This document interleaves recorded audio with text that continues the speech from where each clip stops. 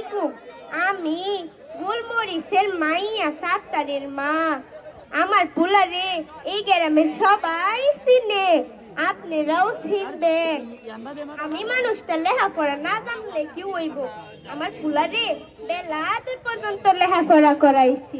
ভাবছিলাম পোলাটারে বিয়া দিয়া মেলা টেহার জিনিস নই, কিন্তু এই যে আমার পোলা জাগর লগে চলে, হেগর যুক্তি আমার কিচ্ছু লইবার দিল না।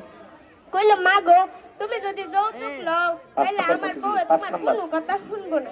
কি আর করুম, পোলাই কইছে দিহা, কিন্তু আমিও আবার সাইরা দেওয়ার পাচ্ছি না। হাত কামুই মাইয়ার দিয়া করাবো। মাইয়া খাইটা খাইটা মরবো, আর আমি ঠ্যাঙের উপর ঠ্যাং তুললা বইয়া থাকি। যাই দেখা সে সংসারটা ভাঙন যায়নি। উইটা কেটা? সুলতান না? ও, মনটা মনে খারাপ, দাঁড়া ডাক দে। ও বাবা সুলতান, হুন হুন, কি হইছে? মনটা খারাপ কে? ও কি, তোর মাই তোর বউর লগে ঝগড়া করছে? ইসি অমন সোনার টুকরা বউ আনছো, আবার বউর লগে কিনা ঝগড়া করে? যাই একটা কথা কই সুলতান, কিছু মনে কইরো না। তোমার মা না মানুষটা জন্মের খারাপ। যাই তোমার মারে একটু বুঝাই আহিগা। ওই তো সুলতানের মা পুকুর পাড়ে বইয়া বইয়া কাঁদতাছে, দাঁড়া ডাক দে। ও সুলতানের মা, কি গো পুকুর পাড়ে বইয়া বইয়া কাঁদতাছো কে? কি তোমার পোলার বউ তোমার লগে ঝগড়া করছে?